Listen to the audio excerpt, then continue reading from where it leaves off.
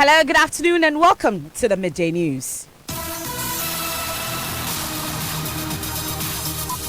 This bulletin is coming to you live from the Joy 99.7 FM studios, Kokomlemle in Accra, at digital address GA0993341. Also live on Love 99.5 FM in Kumasi, affiliates across the country on ABN Radio in London and around the world at myjoyonline.com. The news is brought to you by Telesol 4G, just a touch. Coming up in this edition, one person arrested in connection with the kidnapping of two Canadian young women in Kumasi, suburb of Ahujo, 2 months after a similar incident involving an Indian man. We've got details as team of experts from Canada and the UK are set to fly in to assist in the search for the women.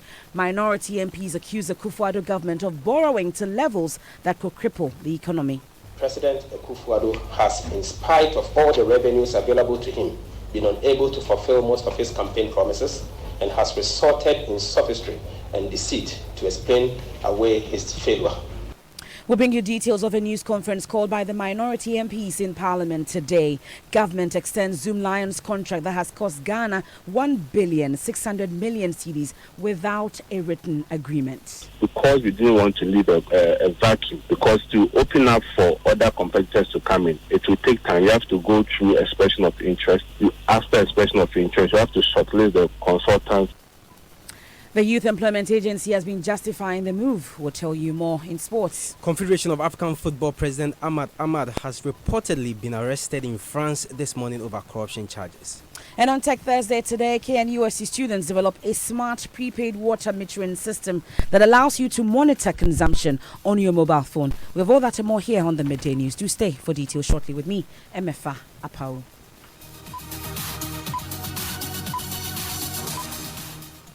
And we start off from Kumasi, where an Uber driver has been picked up in connection with the kidnapping of two Canadian women.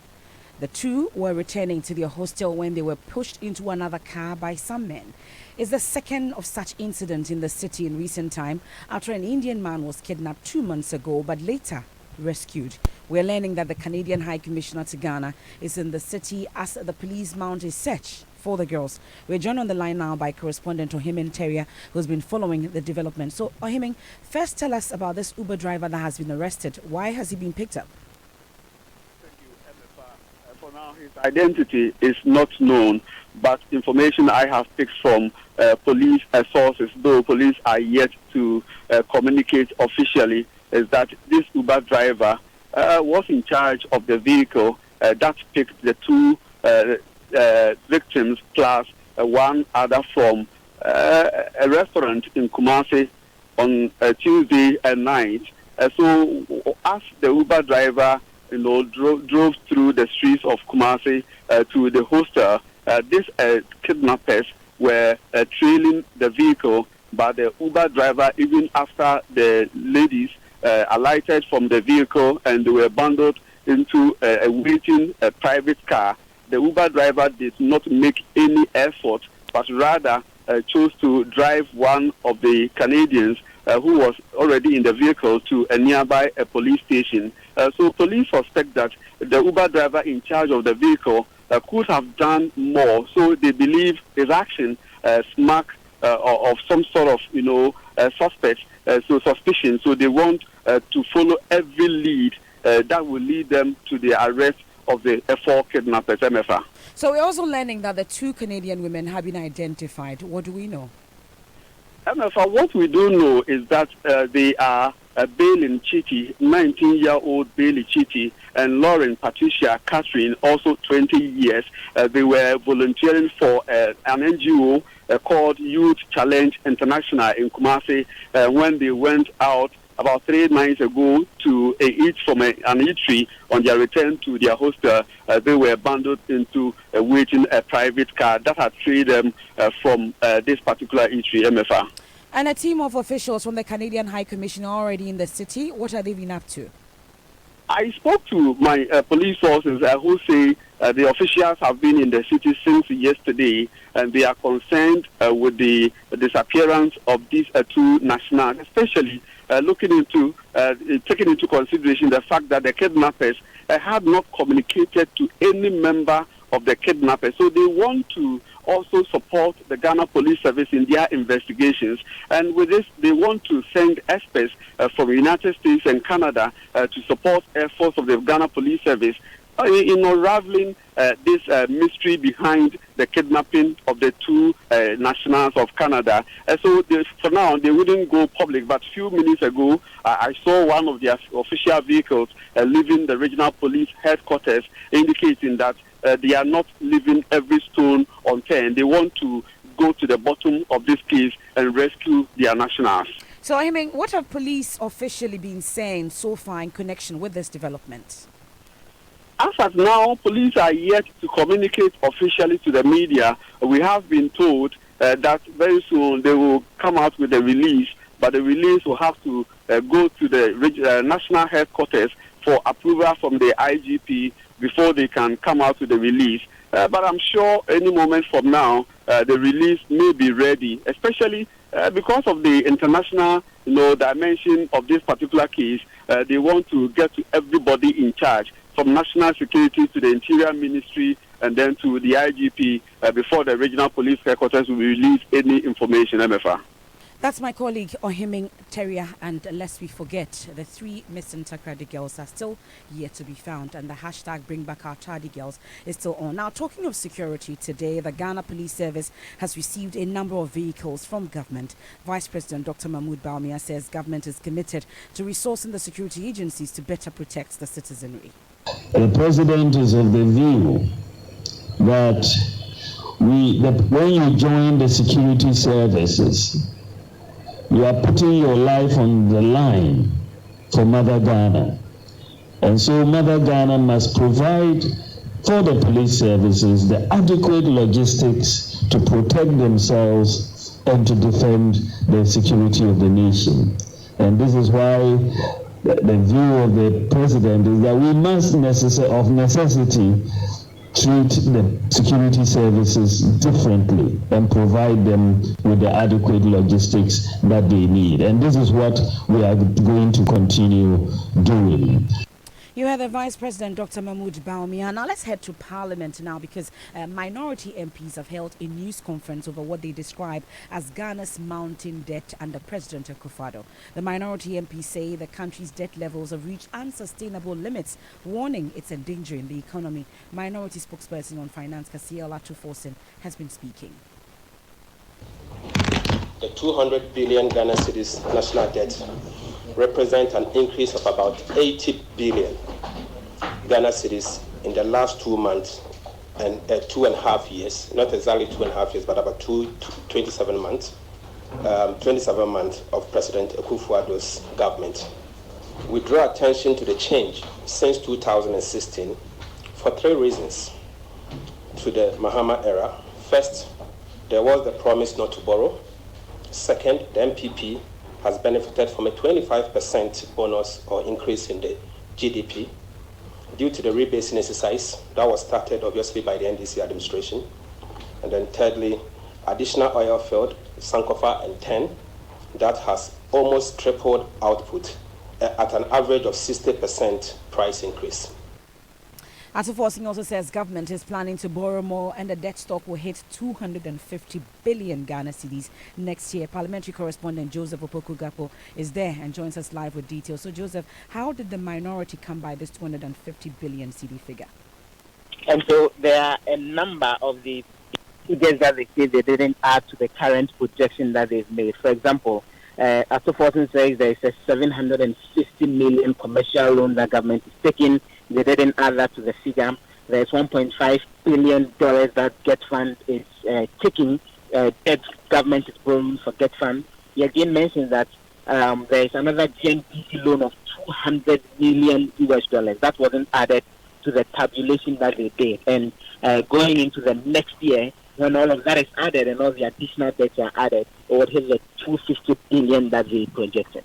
Our estimate based on this trend is that the public debt will rise to about 250 billion in a year by this time. So next year by this time, don't be surprised if your public debt gets to 250 billion Ghana cedis. This is an addition of 130 billion Ghana cedis in as against what they inherited. So they will end up adding more than what Ghana as a country had as public debt before they took over since independence.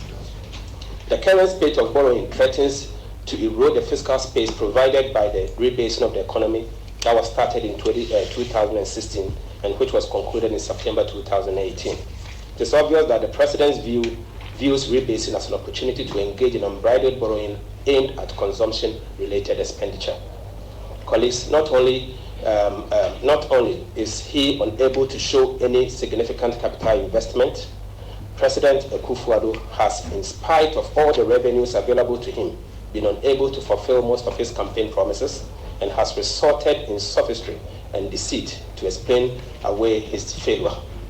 Now, Joseph, did the minority proffer any solution to avert this? Their recommendation is simple, that government pulls brake on the borrowing and that they go by the promise that they made that they will make available resources locally in order to develop the country. And they are recommending a cut in what they say is consumption. And after forcing use the word chop, that a lot of the money is being pumped into that, including free SHS and other areas, that they are saying should stop as a way to help save the economy.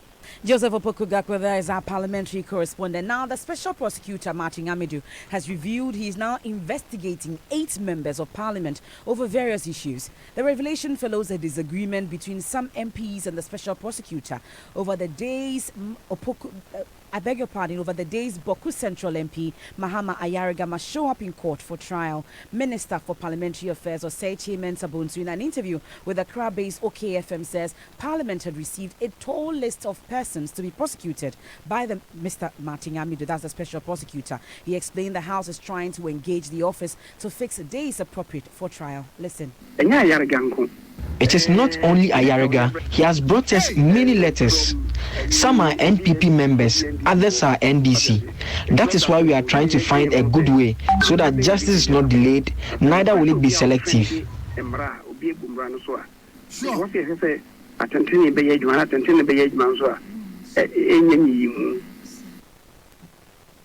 Osei Mensah Bonsu is Minister for Parliamentary Affairs. Now, a statement released by the Special Prosecutor says only 8 persons are being investigated, adding that the court will determine trial days for MPs who may be prosecuted. Joseph Akabley has details of that statement from the Special Prosecutor's office. Joseph, what more does the statement say? So a portion of it reads that the Office of the Special Prosecutor wishes, for the purpose of transparency and accountability, to state unequivocally that the office has not submitted any tall list of parliamentarians from both the NDC and the NPP to the leadership of Parliament as the list of parliamentarians or members who face possible prosecution by the SP for various offences. It goes on to say that about 8 other members of Parliament from the NDC and NPP, aside from the Honourable Mahama Ayariga, have been invited and released by the Speaker for statements to be taken from them for suspected corruption and corruption-related offences. It concludes by saying that the Special Prosecutor wishes to assure the Ghanaian public whose votes actualize the office that he is not going to betray them and walk away from his job to satisfy any bipartisan pressure. The solution to gaining exception for members of Parliament from investigation and possible prosecution for suspected corruption offences is to get the first Special Prosecutor out of office in a bipartisan manner by impeachment, or to allow the appropriate independent office constitutional institution to do so. And so that is how he concludes, and he makes the point that if there is going to be any special treatment or date to be fixed, it has to be decided by the courts and not by his office. Okay, that's Joseph Akabley with portions of that statement issued from the Special Prosecutor's Office. You're still listening to the Midday News on Joy 99.7 FM. Now, the government has extended the Zoomlion contract to supervise sweepers of streets and markets across the country. The contract expired in February 2013 and has not been renewed, but has been allowed to run for over 5 years. This contract, within the period it expired, has cost Ghana more than 1,600,000 Ghana cedis. In the following report, Manasseh Azuriawini recounts the anomalies with which the NPP, while in opposition, described as fraudulent. Let's get to the details of those stories now. From June 2018, government will no longer proceed with the Zoomlion contract. In February 2018, the Chief Executive Officer of the Youth Employment Agency, Justin Frimpong-Kodria, announced that in June that year, the government would discontinue its long-standing contract with Zoomlion Ghana Limited for the supervision of sweepers across the country.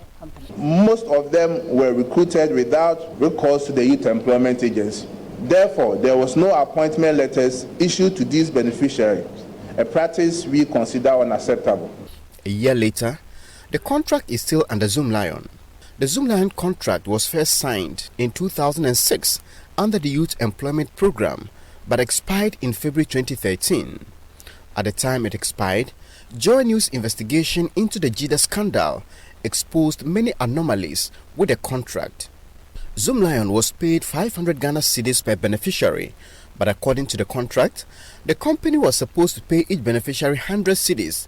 Joy News' investigation in 2013 revealed the company was not providing the tools needed for the work. The JIDA committee also found a number of anomalies with the Zoomlion contract as contained in the JIDA report.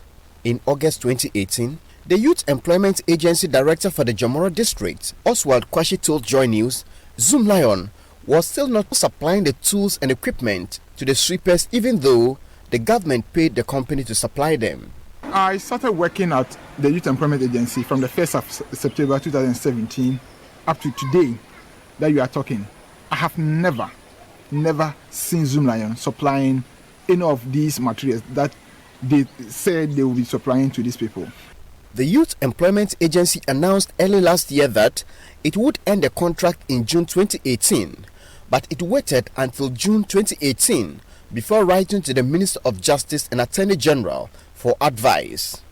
The Attorney General, Gloria Ekufu, admitted that the contract had not been renewed since 2013, but since the government had not officially written to terminate the contract, it should be allowed to run till February 2019. This advice was despite the fact that Zoomlion had welcomed government's decision to terminate the contract and subject it to competitive bidding. In February 2019, when the contract was supposed to be terminated, as per the Attorney General's advice, the government, through the YEA, again extended the contract by 6 more months to allow for a procurement process. This is despite concerns by both YEA and District Assembly officials that Zoomlion is performing poorly on the contract. When I came, it was the Municipal Assembly that bought wheelbarrows and a broom for the Zoomlion people. If the central government cannot control Zoomlion at the national level, how can the District Assembly control them locally? Manasseh Azuriawuni filed that report. Now, the Youth Employment Agency says it had to extend the contract as a stopgap measure to open the process for competitive bidding. Justin Kodia is CEO. We received a letter from the service provider Zoomlion Ghana Limited to the extent that per their records, they have contracts with the agency. And if the agency is desirous of terminating the contract, then the compensation and also amount owed them should be paid. We gathered all the documents that was in our possession between 2006 up to then date, and we forwarded it to Attorney General for advice. And we received a letter from Attorney General in July 2018 stating that per the arrangement which existed in 2013 and the conduct of the two parties, the contract automatically renewed itself because it was a 2-year contract. So therefore, between 2013 and 2015, there is a contract, and 2015 to January 2017, there is also a contract. And per that analysis, the contract between them was to come to an end in February 2019. In February 2019, did you extend Zoomlion's contract with government? Yeah, and that's what I stated, that because we didn't want to leave a vacuum, because to open up for other competitors to come in, it will take time. You have to go through expression of interest. After expression of interest, you have to shortlist the consultants. After shortlisting, you have to invite them to resend their RFP. You have to evaluate the proposals. You have to seek concurrent approval from ETC and Central Tender and Public Procurement Activity. It's going to take time. You heard there Justin Kodia, CEO of the YEA. Let's return to our earlier story where we told you that 2 Canadian women, 19 and 20, have been kidnapped. An Uber driver has been also picked up in the process. And officials of the Canadian High Commission are already in the city to help with investigations. And news just coming in also, police have just issued a statement to that effect. My colleague Ohimin Teria joins us once again with details of that statement. Ohimin, what does it say? Yes, the statement is signed by the ACP David Eklu, Director General of Public Affairs. He says the Ashanti Regional Police Command is investigating complaint of kidnapping at Ahojo Kumasi Royal Golf Club at 8:25 p.m. on 4th June 2019, where 2 women of Canadian nationality were kidnapped. And then the statement goes on to say that due to the nature of the case, the police is entreating journalists, media discussants, and other persons to be highly circumspect in the discussion of this matter in the media without first cross-checking from official police sources. Police is also urging the general public to assist with information. It says that anyone with information on the whereabouts of the suspects and the victims can contact the following hotlines, toll-free lines 18555 or 191, all networks, or 0299 202240 MFR. That's what the statement says. Very well, Ohiming Teria will definitely be following that story and bring you more in our subsequent bulletins. We'll take a quick break here on the Midday News. When we return on Tech Thursday today, KNUSC students develop a smart prepaid water metering system that allows you to monitor consumption on your mobile phone. Plus sports, please stay with us. Game over. Oh no, I lost again. Mommy, can you please buy me some coins for my game from Play Store? Please? Kojo, how? I don't even have a debit card. Hey Mommy, don't you know? You don't need a debit card to buy on Play Store. You can pay with MTN Momo. Can I? Yes. Hey Kojo, how do you know? Mommy, everybody's talking about it at school. Really? You can now use MTN Momo to buy your favorite apps and games on Play Store. First, choose the app or game you want and select the MTN Momo option to pay. It's that simple. Yes, I did it. Mommy, I won. We day for you, everywhere you go.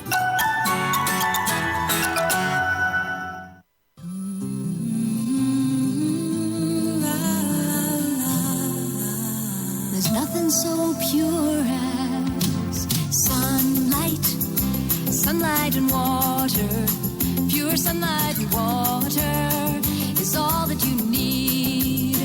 Long-lasting sunlight, fresh as the morning. Take care of your family. Pure sunlight and water.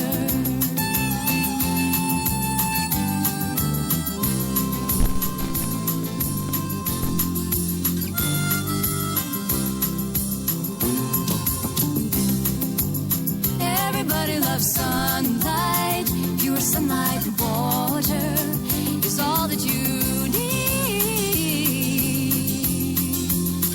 It's all that you need. Click, send, download, server down, upload, buzz, buffer, Wi-Fi down, print, ping, call, connection lost, video call, vibrate, transfer, call, share, receive. That's the sound of the pace of business today. Airtel Tigo Business provides you with a full suite of flexible mobile plans, value-added services, and reliable fixed services for the startups, SMEs, and corporate businesses, so you can adapt, develop, expand, and progress. Contact us today at business@airteltigo.com.gh so we can help your business evolve. Airtel Tigo Business, making business simple. Thanks for staying with us here on the Midday News. We have sports now with Benedict Owusu. Yes, semi-final. Ahmad, president of the Confederation of African Footballer, has been arrested this morning in his hotel in Paris by French police. Now, according to reports, he was detained by French police as part of a corruption investigation. My colleague Gary Al Smith is in France on a different mission and tells me what he knows with regards to Ahmad's arrest. He was arrested on Thursday morning around 8:30 a.m. at the Berry Hotel in Paris. He is there at the police station to assist France's State Anti-Corruption and Financial Crimes Agency on allegations of fraud leveled against him. Ahmed has been in the country attending an extraordinary CAF Congress that has been looking at decisions relating to the African Champions League. Now, according to local media reports, this arrest would be linked to the contract unilaterally broken by CAF with German equipment manufacturer Puma to engage with another company called Technical Steel. It is worth noting that all this information has come to light because Ahmed was reported by a man named Amir Fahmy, who used to be an ally of the CAF president himself, but he was fired. Fahmy then leaked information in what watchers say was revenge to what he says was an illegal deal brokered by Ahmed to the tune of about $830,000. All right, so that was my colleague Gary Al Smith in France. A lot's been happening at CAF in the last 24 hours. Yesterday, the executive committee, after a 6-hour meeting, resorted to have the CAF Champions League between Esperance and WAC of Morocco replayed, and this time with a non-African referee. Also, the game will be played in South Africa, and Esperance, they have responded, and according to them, they will not return the trophy and medals to CAF as instructed, and will not take the issue. They actually will take the issue to the Court of Arbitration for Sports, that's CAS. And not a very pleasant news coming from the camp of the Black Stars, as Switzerland-based defender Nuhu Musa has been granted permission to travel to Switzerland as at the request of his club, that's in Galen. Musa actually sustained an injury during training yesterday. After an initial medical examination by the Black Stars medical team, he's been permitted to return to his club for further assessment. Nuhu will be accompanied by the team psychologist, that's Dr. Patrick Ofori. Now, his absence brings Coach Kwesi Appiah's provisional list to 28. That's the sports. Thank you very much, Benedict. Now let's head to Bole, because military officials have toured part of that city following a chieftaincy clash there. We also know that a curfew was imposed as a result. Correspondent Isaac Nonja is following the delegation and joins us on the line now with details. So tell us the specific areas that the military have been touring and what they've been doing. Yes, 3 major areas. The residence of the rival chief that was touched, the whole thing was razed down. A guest house belonging to a sub-chief, Tingaura, and another private home. There are 3. The commander, the general officer, commander, Naval Command, Brigadier Francis Ofori, said that the fact that his outfit has not arrested anybody doesn't mean that they will go scot-free. Anybody who found himself involved in what has happened will be brought to book. On the part of the region being new, he said the happening that is going on right now has made it to be a non-starter, because they don't see how a region that have just begun to start developing in this way. And they are calling on people, especially the military and the police, to be neutral in whatever they are doing. My colleague there, Isaac Nonja, will bring you more in our subsequent bulletins. Now, let's talk about this also very important story, because in 2008, the government awarded a contract worth over 800,000 Ghana cedis to rehabilitate an irrigation dam at Nakore in the Upper West region. The same year, 75,000 Ghana cedis was also disbursed for the rehabilitation of an irrigation dam at Duri in the Upper West region. A project status implementation report from the Ghana Irrigation Development Authority dated 13 February 2019 indicated that the 2 dams had been completed. By Joy News' Kweti Nate, who has been tracking oil-funded projects across the country, report that the Nakore and Duri dams are yet to be completed. It's one of the highlights of the latest Joy News Hotline documentary, Leaking Oil, set for broadcast on Monday. Take a listen. In December 2008, government awarded a contract worth over 800,000 cedis to a local contractor, Adam Wala, to rehabilitate an irrigation dam at Nakore in the Upper West region. A project status implementation report from the Ghana Irrigation Development Authority dated February 13, 2019 indicates that the rehabilitation work is completed. But Joy News' checks at the dam site reveal this is inaccurate. 11 years after this contract was awarded, the wall meant to hold the water in the dam is yet to be constructed. Pensive-looking Osman Ibrahim is former assembly member of Nakore. He says the only work done by the contractor was to place boulders at the banks of a dam and a pipeline that channels water from one point of a dam to the other. Because the wall is not finished and the irrigation too has not been finished. The lanes that the water will pass has not been done. A lot of challenges are still in the dam.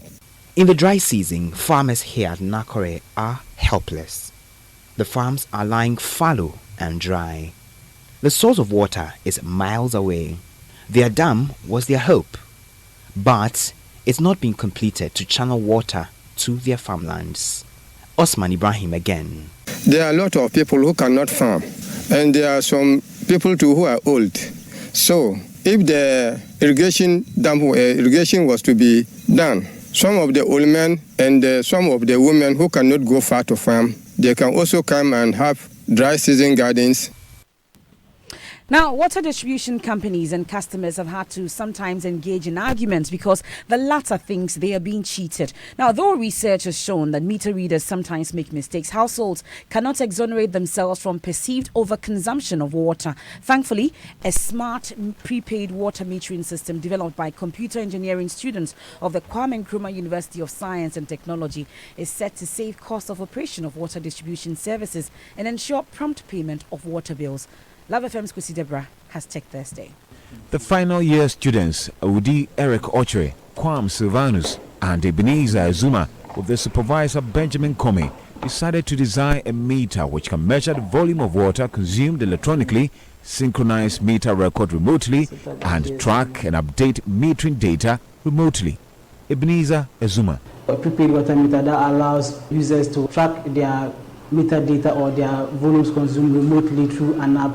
And also, admin people or water companies can track all meters that is being deployed globally or even in the country using this system. The system consists of a web app, a hardware having a processor, and a mobile app. As water begins to flow through the meter, it sends pulses to the controller. And once it calculates it, it takes it to the remote server. The remote server calculates the bill and gives a real-time plot of meter consumption and flow rate. Kwam Silvanus. Imagine that your water is overflowing in your absence. So when you have the plot, you realize that it will give you the real time and to be able to interpret that, oh, I'm not around, but it's still taken. So that means that there's a problem with your meter or probably somebody has left the tap open. The mobile app uses mobile money to make payment for water consumed. Audi Eric Ochre. This is the payment screen where a customer will see a list of all the payments that he has made. And what's trending on social media? Well, Selena, you should know the kidnapped girls, the Canadian kidnapped girls. And Raymond Brown has been talking now. Raymond says the Tadi girls would have been found if the same was done. The black man is afraid of the white man. Ed Yakubu also comments they mount the search to find the Canadian missing girls, but they are not putting the effort to find the Tadi girls. Ghana. And that's it for the midday news. And if you're wondering what Selena is talking about, one person has been arrested in connection with the kidnapping of 2 Canadian young women in Kumasi, suburb of Ahojo, 2 months after a similar incident involving an Indian man. We wait to hear what has happened to our 3 kidnapped Takrady girls as well. There's more news when you log on to myjoyonline.com. I am MFA Pao.